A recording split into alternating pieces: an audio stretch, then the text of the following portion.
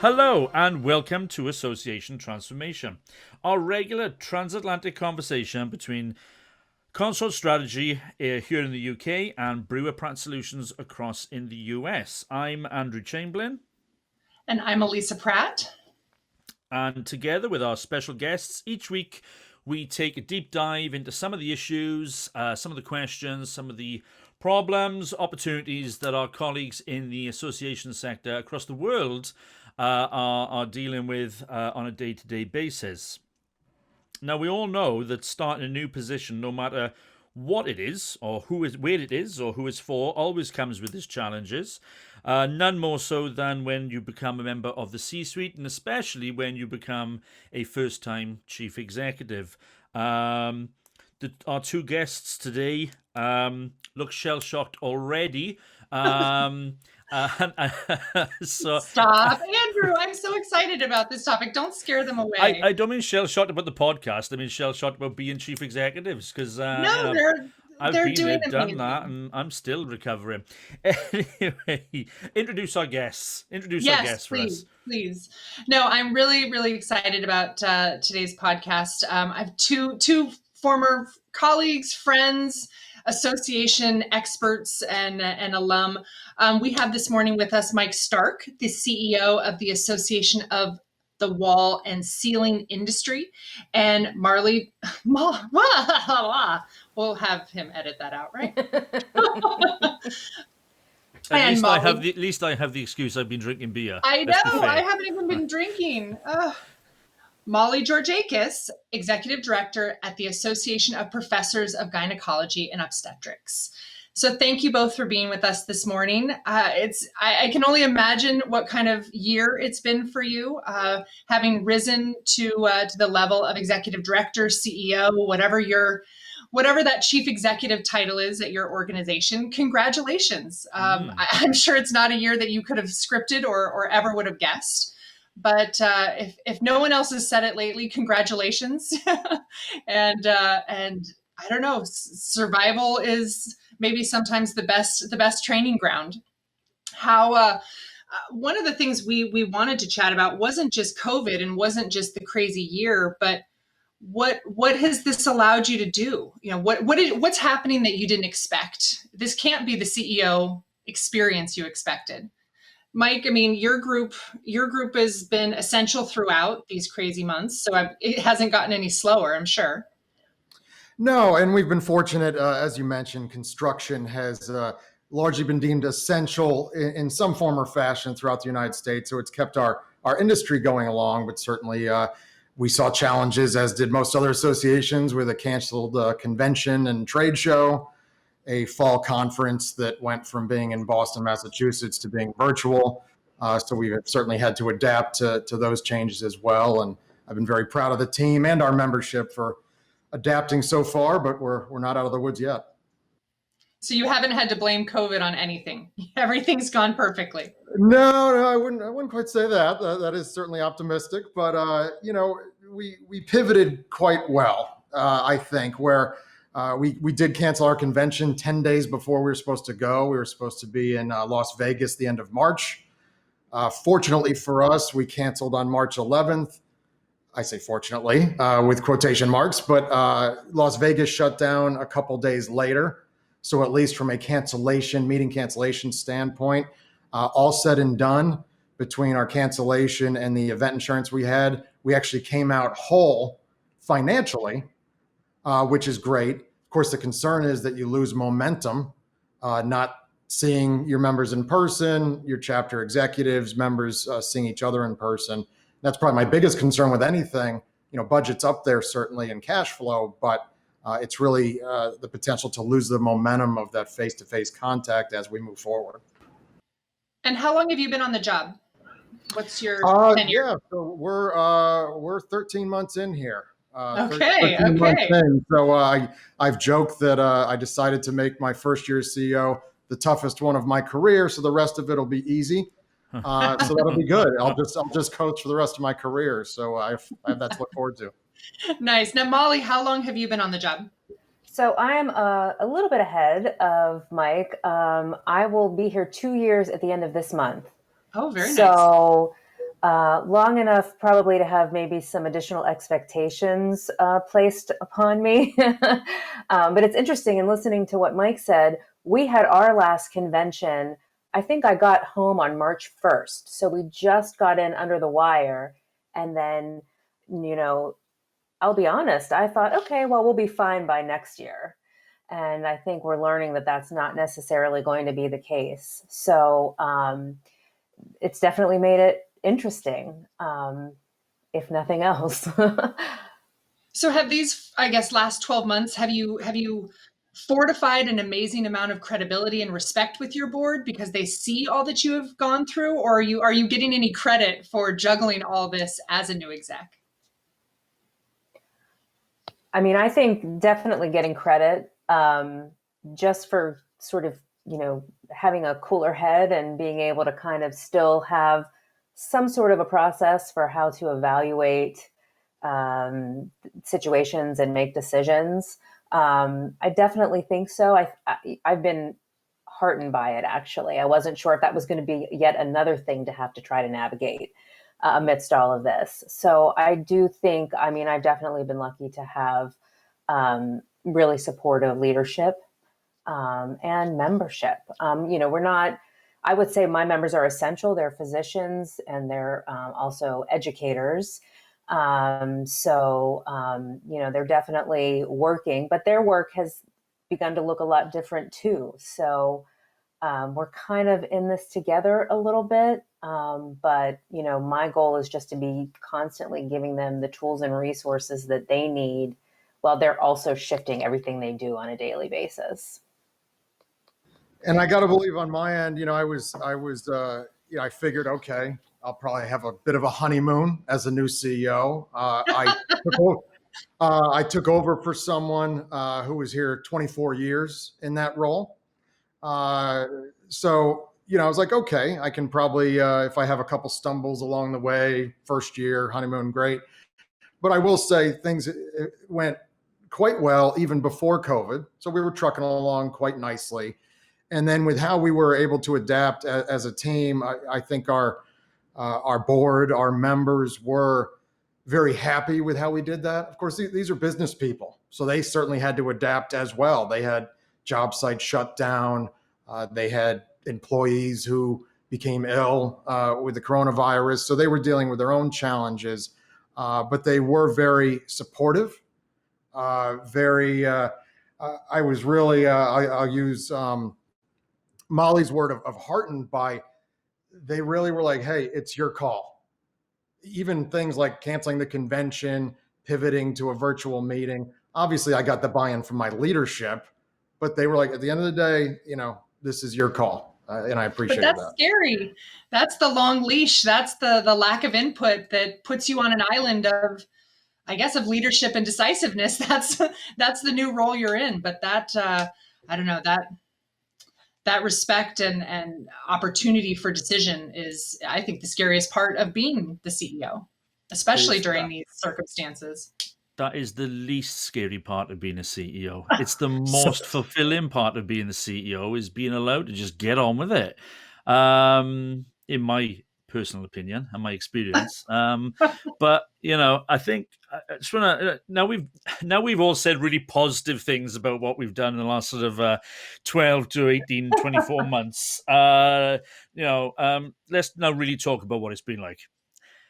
Okay. Do you think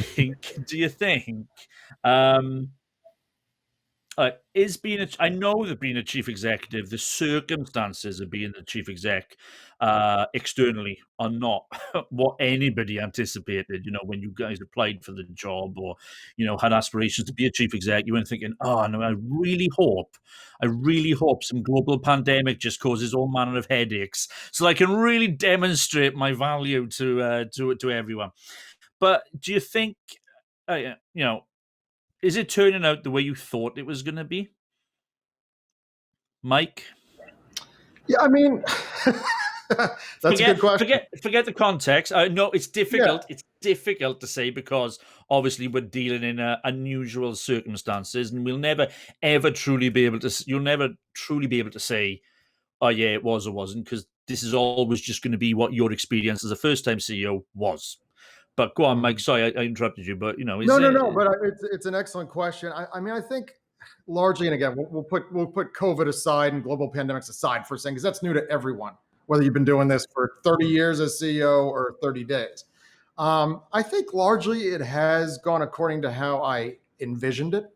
I would say one area that's been interesting, and we don't have a huge staff. We have 13 staff. So I knew I was coming aboard where we didn't have an IT department. We outsourced that function. We really didn't have we didn't have an HR department. My predecessor largely did that. Our director of accounting was retiring a couple months, and I knew that coming in a couple months after I started. So that was good, where I was able to bring my own person on board in that role. But I'm all about rolling up your sleeves and everyone pitch in and team effort and all. But I've been up on ladders changing light bulbs. I've been trying to figure out our HVAC system, because we own our office space within a larger building, so we're pretty self-contained. So I don't have the maintenance guy to reach out to who's down the hall. IT, we outsource that, but when you're trying to deal with something, very timely, it's like, okay, let's see if we can fix it. So I've learned a lot. I've learned a lot of what I'm not good at. I've learned when to pick up the phone and call in the experts, and I've also delegated some of these things to some staff here for them to get smart on some of these activities, just so I can have a role, be part of it when I need to, but also have the ability to focus on big picture strategy, things of that nature. No, that makes a lot of sense. And Molly, is the same to be said for you, because you have had a bit longer, obviously, and Right. almost 2 years. So your sort of first 12 months would have been Vastly different. Vast, vastly different. It's interesting listening to Mike. I think we have a lot of similarities in our situation. I took my predecessor was at this organization for more than 30 years. So obviously that's a really long time. And, that makes for some big shoes to fill in a lot of ways. A lot of the staff has also been here for more than 10 years. So it's wonderful. There's a lot of history. I always have people I can go to find out what happened or what was done before. But sometimes making change is a little difficult under those circumstances. So I think in some ways, COVID has been a little bit of a blessing, because it's forced us to do some things that it might have taken a really long time to do. For example, remote work is something that I think it would have been a little bit harder to maybe, do on a daily basis. We had rolled out a program for most of the staff to work remotely 1 day a week. So we had a baseline at least, but, some of the programs or things that we were talking about or thinking about, or at least I was, like more virtual meetings, more webinars, things like that, we're forced to do that. We have to do it and we have to get up to speed quickly. So I think in some ways that has been a little bit of a blessing. I certainly would have liked to find another way to do it rather than a global pandemic, of course. But, at the same time, a lot of what Mike said just spoke to me as well, because I'm very much the kind of person who does whatever needs to be done. And I think that this situation with COVID has forced me to be a little bit more tactical than I want to be right now. I would like to be a little bit more strategic. And that's, what I'm hoping to get back to as this becomes a little bit more of a new normal, at least for us. So, we've made a lot of progress, I thought, in the first 12 months that I was here, in terms of starting to do some of these things in a more strategic way, and then had to kind of put that aside while we got really, had to deal with sort of all of the urgent stuff. And yet, in my head, I'm just picturing, them saying, "Oh, global pandemic, we're all going to work," and Molly just doing an ear patch. Yes, excellent. All the things I want to do, we can do really quickly. Yes. That was the silver lining, but I definitely wasn't. Well, there was no sort of exuberance about it. It was just like, okay, well, we can do this. We're going to have to do this. So, yeah. Mike, you had your... I think it's, and again, I agree with a lot what Molly said, where, certainly the teleworking part of it, because the organization I walked into, that was not a thing. It was just not part of our culture. We had one employee telecommuting 1 day a week. And then as we got into March and it became apparent, okay, there's things going on here, and you hear about states shutting down, cities shutting down. We were not set up from that from a culture standpoint or a technology standpoint. Everyone had shiny new 18-month-old computer towers, not a laptop to be found. Sorry, I didn't mean to laugh out loud. Well, Yeah. I've been some laughing and crying with some of this over the past 13 months, but so we just kind of cobbled together. Hey, we think this is going to happen. We need to get prepared now. And some people took their towers home for 6 weeks. Some people decided to use their own personal laptop per their choice. And then we had 2 7-year-old laptops floating around the office. So some folks did use those, and we got it done. It wasn't pretty, but once everyone got home, once they got used to teleworking, because the folks who thought they were going to hate it because they never did it when they worked here kind of liked it. And those thought they would love it, couldn't wait to get back to the office, which I found interesting. So it did certainly open up that telecommuting aspect quite a bit, and did push people beyond the telecommuting, out of their comfort zones a little bit, because we had to be. Going to a virtual conference, we had never done that before. Yes, we had done some webinars. Let's do some more. People who didn't have certain duties in their job descriptions, now they were asked to do certain things. So again, we wouldn't have dialed up that global pandemic to push some of these sooner. However, people rose to the challenge and figured it out, and we continue to do so. But it is all tactical, to use your words, tactical, isn't it? And one of the things I always found most frustrating in the CEO role was, whilst you want to be able to focus at this level, it's almost inevitable you get sucked into the devil of the operational detail that ostensibly you have responsibility for, but actually in reality you have other far more qualified people in your team who are responsible for activities, and yet somehow it's very, very difficult to get out of that what sometimes feels like a quagmire of operational or tactical details. And I think for you, Mike, in particular, I get a sense that you almost immediately got thrown into that situation, didn't you? But no sooner were your feet under the desk than you were literally on your knees under the desk trying to work out how to unplug the computers. Yeah. No, that's right. I was fortunate when I mentioned our director of accounting retired at the end of 2019. I brought on a guy with 20 plus years of association experience, who's our director of finance and operations. So even before COVID hit, I had the foresight, I guess, to expand his role beyond just the accounting finance function into taking a little bit more of an operations tilt, a little bit of an HR focus. And some of that was not in his background, but he's helped do that. So I'm not doing HR by myself. I'm not doing IT by myself. And some of that was the case beforehand. So yeah, it's been decently tactical, and some of that's been on me, where you come in, I want to put my stamp on this, change this. That's a good document. Let's make it better. And some of those things, I do look forward to getting past some of that. Some of which has been forced on by this year. Some of it was just things I chose to tackle, but to get more strategic, more visionary. And I'm guessing our board wants to see that too, as opposed to just hearing a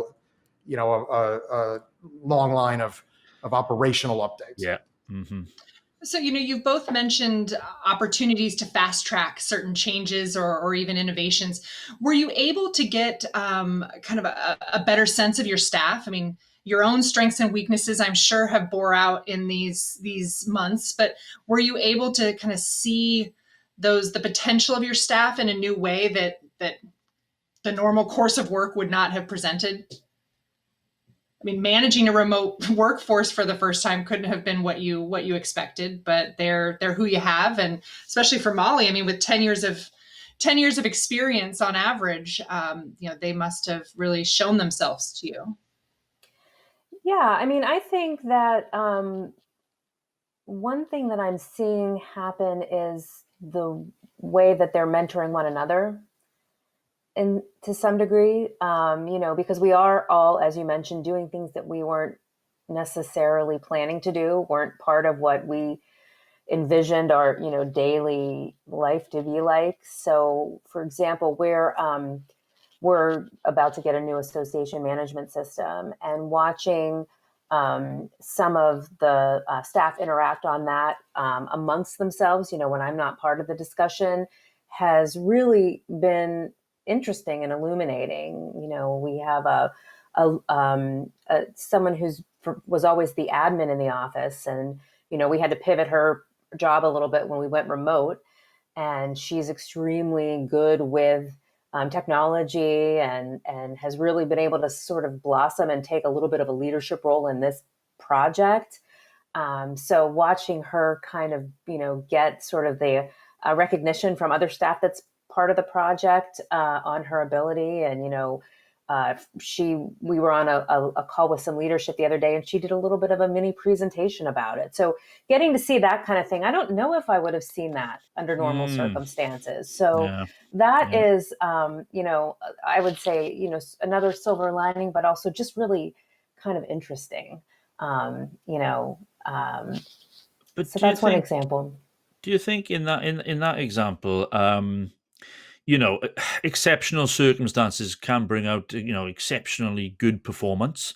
But before that, do you think that you were, actively, or you were explicitly empowering the team? Did they feel confident that you could, that they could take the lead, use their initiative, and without fear of, if Molly finds out we'd done this, we're in for it.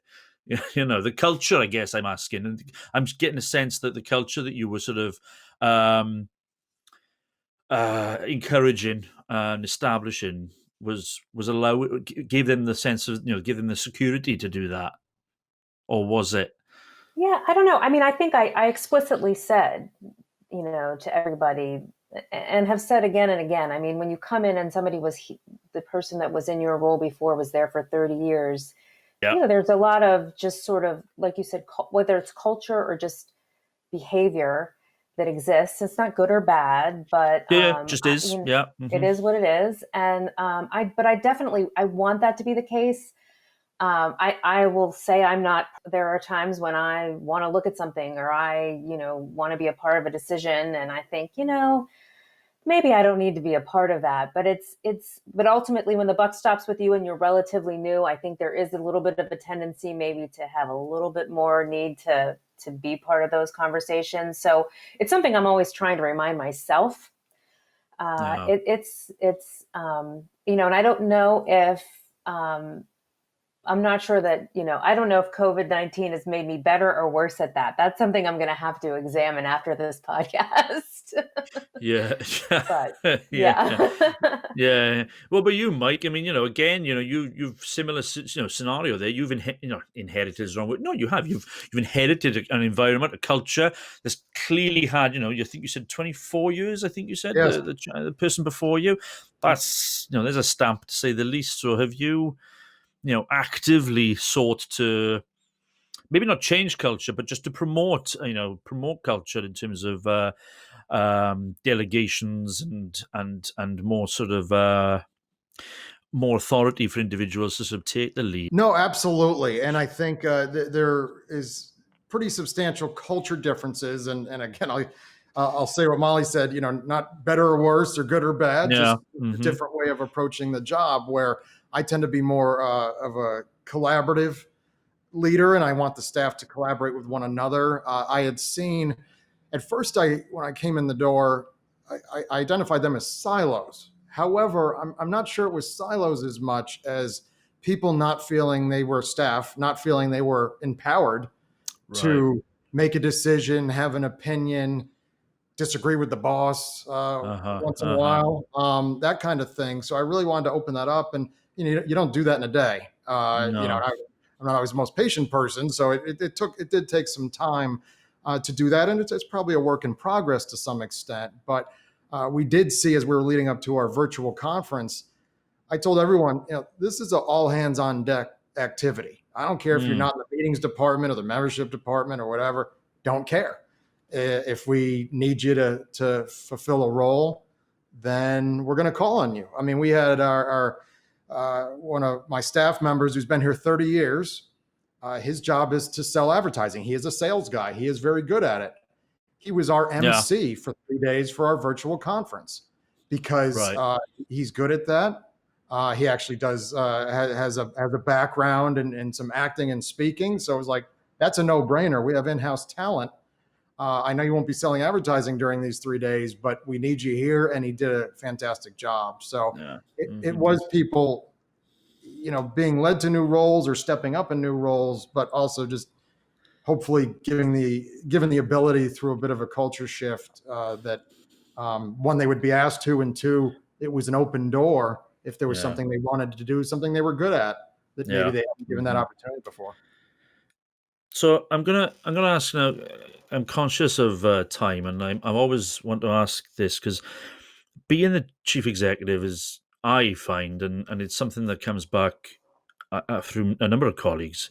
It's very lonely being the chief executive. Is that your experiences? Yeah, let's be honest. I found it the most miserably lonely position you can imagine. Whilst it was also the most rewarding as well. That kind of those expectations that everybody has of you, and as time goes on, those expectations increase. As you perform, those expectations increase again. Your board, your staff, the members, your suppliers, your sponsors, your partners, everybody has an expectation of you. Do you find that you have the right support at that level, or at times do you sit there and think, I wish I was back down, in the trenches, at the coalface, just enjoying myself. Which is what I've sat there to think in the past. Molly, what are your thoughts on that? I think my answer to that question is yes. And that's for both parts of it. Does it feel lonely? Do you sometimes wish that you were in another seat? I think that right now, with the additional pressures of COVID-19, I definitely feel a little lonely. Right. There are some concerns and worries that I have to shoulder that no one else does. Yeah. And, I guess that would always be the case, but these are big ones, like how are we going to make our budget, and how are we going to make these, massive changes to move meetings to virtual meetings, and how are we going to navigate extricating ourselves from any commitments we had for live meetings. And it's not that I don't have people that I can go to and discuss that with, because I do, but ultimately I do feel like the responsibility is mine. So that does feel a little bit lonely. I was with my previous organization for 10 years in the number 2 position. So the buck didn't really stop with me, but I had a lot of responsibility and, ability to make decisions or to contribute to the making of decisions. But I also worked with the majority of that staff for the entire time that I was there. So we really were a team, and, I have a good staff, and I have a great board, and I have, a great membership, and I feel very fortunate. But that doesn't mean that there aren't days when I just sort of feel like the weight of the world is on my shoulders. And that does feel a little bit lonely. Yeah. And what do you do to alleviate that? That's a good question. Whenever I'm in doubt, I usually roll up my sleeves and work. So if there's something like that that's kind of plaguing me or bothering me, I sit down and I try to figure out how to solve the problem or a problem.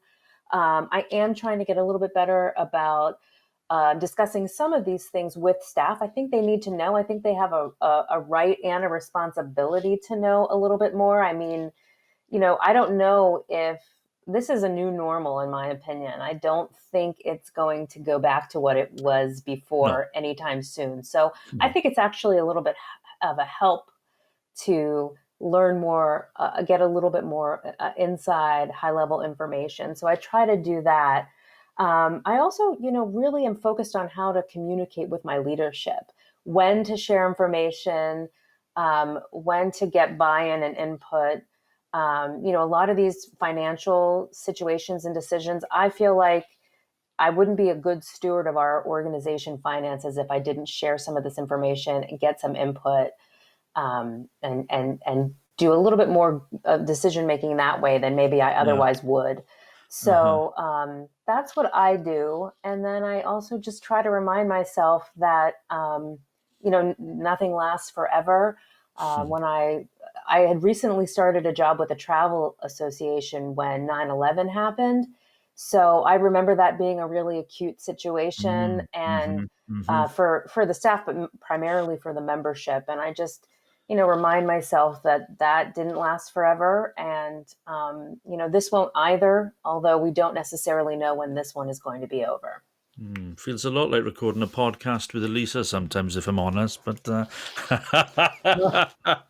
Wow. I sit there and I think it doesn't last forever. It doesn't. Oh no, it does. It really does. Enough, Mike. Let's hear from Mike, please. Yeah. Well, yeah, we worked together 10 years, and I'm just gonna take the fifth on that one. But but Mike, you seem like a pretty emotional guy. Do you find being a chief executive, you do sometimes sit there and think, because I don't think this question is asked enough of people who are in the position. So therefore, it becomes, when I aspired to the role, I had no idea what the actual emotional and mental reality of it. Never mind the rolling up my sleeves, and as you say, dealing with the IT kit and everything else in between. I had no idea what the emotional realities of being in this the most senior executive position was. I mean, again, but what has your experience been? yeah, so one I would say, as far as wishing I was back, kind of not out of the CEO role. I haven't thought that once, believe it or not, during this time, even during the challenging times where moving into this role, I would say, for what I was looking for at this stage of my career, has checked all the boxes. So challenges and positives, all there. But emotional is a good word from, certainly, and I hate to tie everything to COVID-19, but, as that was happening in March, when things were really coming into focus, I guess, I had to focus for everyone on remaining calm, both myself and everyone else. Cause everyone was, I think, individually concerned, had questions, what's going on with this virus, what's this going to mean for work? My children are in school. How's that going to work? All these things. And if I was all panicky about it, that certainly was not going to help. And being a CEO 6 months into the gig at that point, I had to show confidence because, again, people are looking to me and only me. I was the one going to make the decision, and that was clear. So, the emotional part of it was just trying to work with the team on their individual needs. Whether it was the telecommuting thing became a thing for everyone, but certainly some people have pre-existing conditions, made a higher level of concern for them. Some have children in schools, some are taking care of aging parents. So it really was, that emotional aspect was very, very clear and very acute, certainly in March, where that was turned into my number one role, to make sure everyone was good emotionally and mentally, and that their families and personal situation was okay. And then we could tackle the business aspects once you get those things in line. I haven't used the word lonely, but certainly, isolated at times. One thing I've tried to do is certainly get information from the team, get their opinions on things. But on the flip side of that, once I make a decision, to pull back the curtain a little bit on what went into that decision, as opposed to, originally it was probably my ego talking, like, okay, I'm the CEO, I'll make a decision. It is what it is. Love it, hate it, whatever. Yeah. But I think it's important for people, not every decision, but certainly the big ones, to see what went into my thought process making that.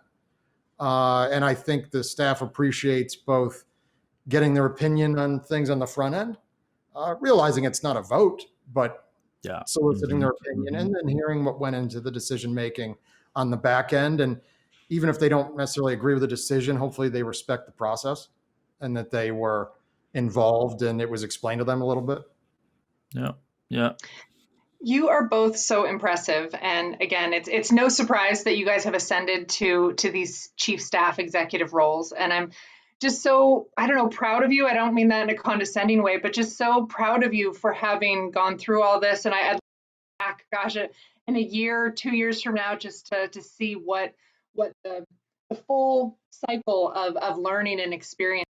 And you'll have nothing to ever compare it to. This was your first year or 2 years as a chief executive, but wow, I mean, you guys are serving your organizations and your staff, and it's just all around really, really impressive. And I thank you so much for joining us today.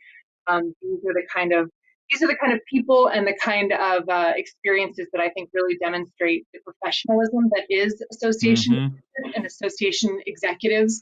Mm-hmm. It's not something you stumble into. This is people who have trained and are experts in their field and serve a membership and a mission to their best opportunity. And anyway, I don't want to go on and on, but I really appreciate you guys being here and sharing this with us. I'm going to start crying in a minute, Elisa, if you don't wrap this up.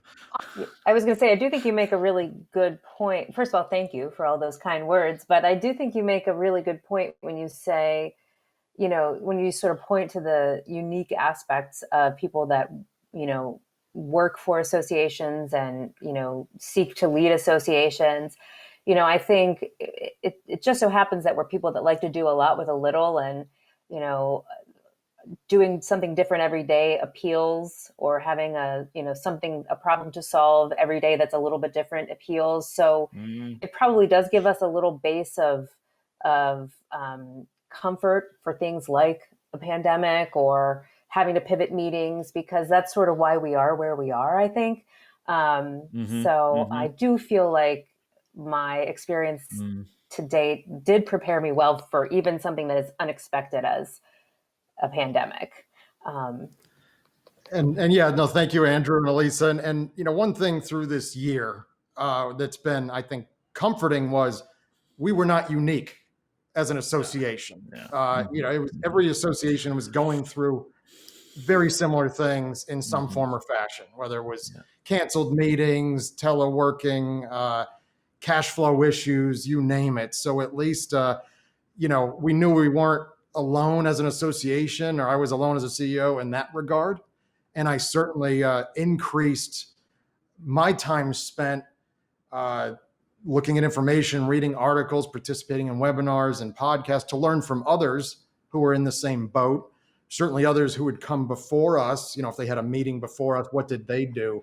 So I guess that was, again, the word comforting comes to mind, where I didn't feel alone at that point, because everyone was in a similar boat.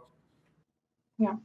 Well, again, thank you so much for sharing and kind of pulling back the curtain and being here to provide your experience and your expertise. I mean, you guys, you're at the top of your fields, and we wish you and your organizations the best. So thank you to Mike. Thank you to Molly.